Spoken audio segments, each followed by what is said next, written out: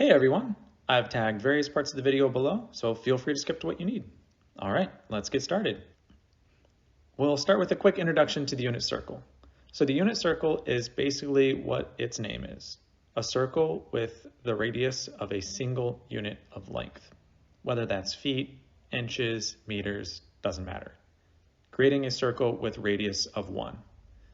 So when you use a different circle, you just need to scale it. All the angles and ratios that you learn will stay the same, only the distances will change. So you'll just need to scale the distances typically by the ratios that you learn.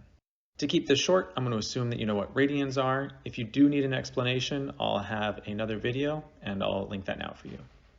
All right, let's get you a passing grade on this quiz. So what they don't tell you is they're actually missing a few lines here. So if you notice, this first angle is 30 degrees. Followed by 15 degrees to get to the next, 15 more to get to 60, and then 30 degrees to get to 90. So in reality, we're moving every 15 degrees. So let me draw that in for you. So as you can see now, we're just cutting the circle into 15-degree slices, which leaves us with a total of 24 slices. All right, let's go through the radians. Probably the trickiest part is remembering that the entire circle is 2 pi. So the first half is going to be just 1 pi radians, and then to get to the second half will be 2 pi radians. Now, if you ever forget how many sections we're cutting the circle up into, you can just count them. So it's just going to be 1, 2, 3, 4, 5, 6. And then if you kept going, you'll notice that it's just 6 per quarter for 24 total, which means that each pie is just going to be 12 slices. All right, let's start writing the radians in. So our first angle is going to be a single slice of the 12 slices we need to create pi. So we'll write that out as a fraction. That is just going to be 1 over 12 pi. Then the next one is just going to be 2 slices. So we can write 2 over 12 pi. And then if we pull a 2 out of the bottom and cancel, we're just going to be left with pi over 6. The next one's just going to be 3 slices, so that is going to be 3 pi over 12. If we pull a 3 out of the top and bottom, that is just going to leave us with pi over 4. Now if you noticed, I wrote the pi differently. You can write it on top or to the right since it's being multiplied. Just do whatever makes the most sense to you. Don't let the fractions confuse you. Additionally, as we go through and we are, reducing these fractions, keep in mind that since we're dividing by 12 in the denominator, our common factors are always going to be either 2, 3, 4, or 6. That can help you go through this process a little bit faster. All right, moving on. Our next one is going to be 4 pi over 12. If we pull a 4 out, we're going to just end up with pi over 3. So this dotted one we don't need to do because it's just a line we added in. And then this next one is going to be 6 pi over 12, which will reduce down to pi over 2. So now you don't need to do crazy things like memorize 7 pi over 4 and where it's located. We simply can count the slices. So this first quarter is just going to be 6 slices. The next quarter will put us up to 12. Then the third quarter will put us at 18, and I'll draw in the rest. 19 slices, 20 slices, 21 slices. So we just take 21 divided by 12 and multiply that by pi. For the 21, we can break that up into 3 and 7, and then the 12 we can break up into 3 and 4. Cancel the 3's, and we're left with 7 pi over 4. It's as simple as that. Okay, let's go over sine and cosine. So there's a popular mnemonic that people use to memorize the trig ratios. I'm gonna suggest against using it though. I think it's better to try and learn intuitively which sides these ratios represent. In order to facilitate that, I have created a game. I highly suggest taking a few minutes today and tomorrow to practice the trig ratios with the game. And if that doesn't drive the point home for you, then feel free to look up the trig mnemonic and go that route. Now, in order to talk about the different sides of a triangle, we need to name them. And we do this based on their position relative to the angle we're looking at. On a circle, we are almost always looking from this central angle, the one that we mapped out earlier. You should already be familiar with the hypotenuse, here in green, which is the side across from the 90-degree angle. Next, we have our adjacent side. It is the side touching our angle that is not the hypotenuse, here in red. And finally, there is the opposite side, which is the side opposite of our triangle, the one it doesn't touch, here in blue. Continuing on, sine and cosine are simply the ratios between two specific sides of a triangle. So sine is the opposite side, or the side representing the y height, over the hypotenuse, which is the same length as the radius. And cosine is the length of the adjacent side over the hypotenuse, or the x-coordinate over the radius. Now, if you are allowed a calculator on your quiz or exam, that is the best way to get the sine and cosine values. Otherwise, I will show you a few quick ways to solve for the values, and finally, an easy way to simply memorize them. We'll start with the 45, 45, 90 triangle. So what's really nice about this one is we can solve it directly using the Pythagorean theorem. And that's due to the fact that the legs are equal because the angles across from them are equal. Both of these angles are 45 degrees, so we know that both the legs of the triangle will be equal. Let's label the length of those L, and then the length of the hypotenuse is just going to be 1 because we're on the unit circle. Plugging into the Pythagorean theorem, our L's here are A and B, and our C is just going to be that hypotenuse, so we have L squared plus L squared is equal to 1 squared. Combining the L's gives us 2L squared is equal to 1. Divide by 2, we have L squared is equal to 1/2. Take the square root of both sides. We have L is equal to square root 1/2. Let's simplify that down a little bit. The square root 1 is just going to give us 1 over root 2. Now here's where we need to rationalize, if you remember from algebra 2.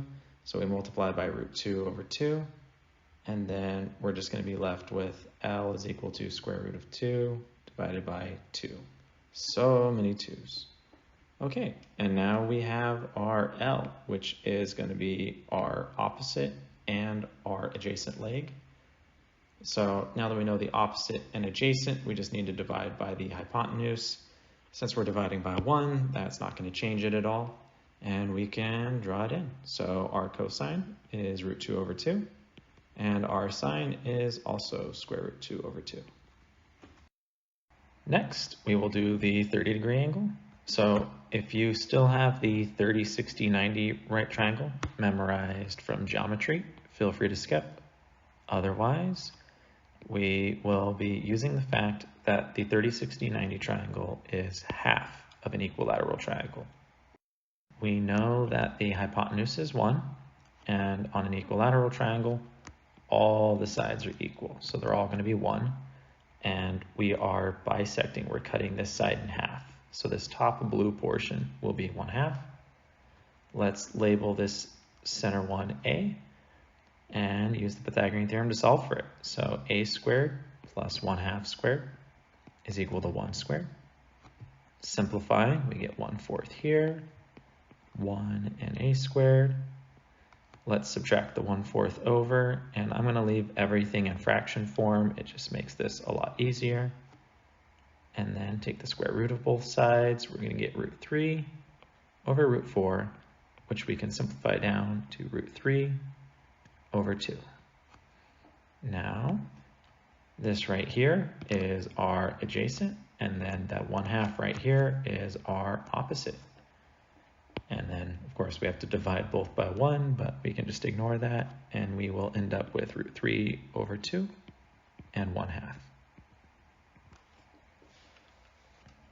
60 degrees is nice because it is the same as 30 degrees. It is a 30, 60, 90 triangle, just flipped on its side. All that we have to do is swap the adjacent and opposite sides. So this is going to be our root 3 over 2, and then our adjacent will be 1/2. Writing that in, we're just going to have 1/2 and root 3 over 2. That's all there is to it. Okay, let's do 0 degrees. Now, to explain how to think about this, I'm going to show a quick animation of a triangle as the angle approaches 0. So we're just going to squish down this triangle until we hit 0 degrees. I've drawn in part of the circle, so it should be clear that the green line is our hypotenuse, which is of length 1. Starting at 60 degrees, we should be able to see that we're using up half of the red line where the blue line intersects with it. So as you shrink, we should start to notice that we're using up more and more of that red line as the length of the blue line approaches 0. If you can just imagine when they're on top of each other, the green line and red line, our hypotenuse and adjacent, or radius and x value, are both 1, while our opposite y value, that blue line, is now length 0. It might be also useful to think of this as the coordinate point 1, 0. Now, just keep in mind that the ratios being equal to the coordinate points is only true in the special case of the unit circle when our radius is equal to 1. Any other time, and you'll need a scale by the radius to get the coordinate point. All right, and we are all done with the math portion, I promise. So the rest of the angles will be equal to one of the ones we've already done, and they'll be equal in kind of a rectangle or square pattern. So if you can draw a rectangle or square between them, they are equal. So all the ones that are off on a 45 degree will be equal, all the ones off on that 30 degree will be equal, and then same for the 60 degree. So I'll get that drawn in for us. The only thing that's going to change is the positive or negatives, depending on what quadrant they're in. So if you know your quadrants, perfect. I'll draw those on the screen for you now. If you're not familiar, don't worry, it's fairly simple. So yeah, so we have our positive, positive, negative, positive, negative, negative, and our positive, negative. And then to kind of explain the quadrants here, you know, like starting from the center and going out towards our x direction, this is our positive x direction. So this quadrant and this quadrant will have positive x.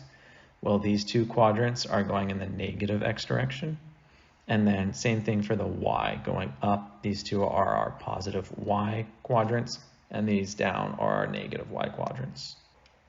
And there you have it. That is how you build all of the trig ratios. A quick note, if you are going into a field that uses vectors from any sort of digital artist, especially with how prevalent vector graphics have become due to their use in web design, to physicists, engineers, geography, geology majors, robotics, data journalism, architecture, and astronomy majors, I suggest that you memorize the trig ratios in their vector form. To get to that, you simply multiply the h on over, so it's solved for that opposite and adjacent sides, which are going to be your I and j components of a vector. A very nice method for memorizing the trig ratios is the over 2 method. We're going to start by writing divided by 2 for every spot. I will fast forward through this real quick.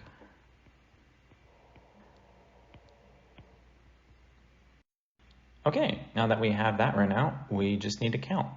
So we're going to start with 0, 1, 2, 3, 4, and then once you reach 4, you just need to count back down to 0. 3, 2, 1, 0. And then you could continue that pattern for the rest of them. Then we just need to square root everything. So the square root of 0 is just 0. The square root of 1 is just 1. We need to put root 2, root 3, root 4 we can actually simplify down to 2, and then we can simplify that down further. 2 over 2 is just going to be 1. Then we have root 3, root 2, root 1, and root 0 we don't need to touch. Now, to do the same for cosine, we need to start at 4, which, if you are familiar with it, is a really nice way to remember that cosine is just sine, but shifted by pi over 2. And then we'll count down. 3, 2, 1, 0. Counting back up. 1, 2, 3, 4. And then I will take care of all these square roots. So this will just become 1. This will be root 3, root 2. Don't need to touch those. Root 2, root 3, and then the 4 over 2 will just ultimately reduce down to 1. Now the 0 over 2's, those will just be 0, so I will erase those. And then I also haven't taken care of the positive or negatives, but we've already gone over how to do that. And yeah, that's the easiest way I know to memorize them. Now I'll do a quick example on how this would work for a larger circle.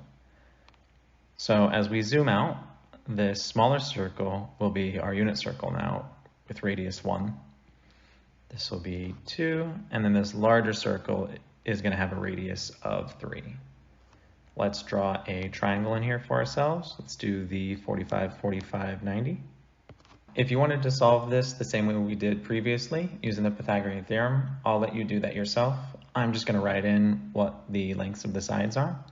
So we know our hypotenuse is 3 because our radius is 3. And then the legs are going to be 3 root 2 over 2.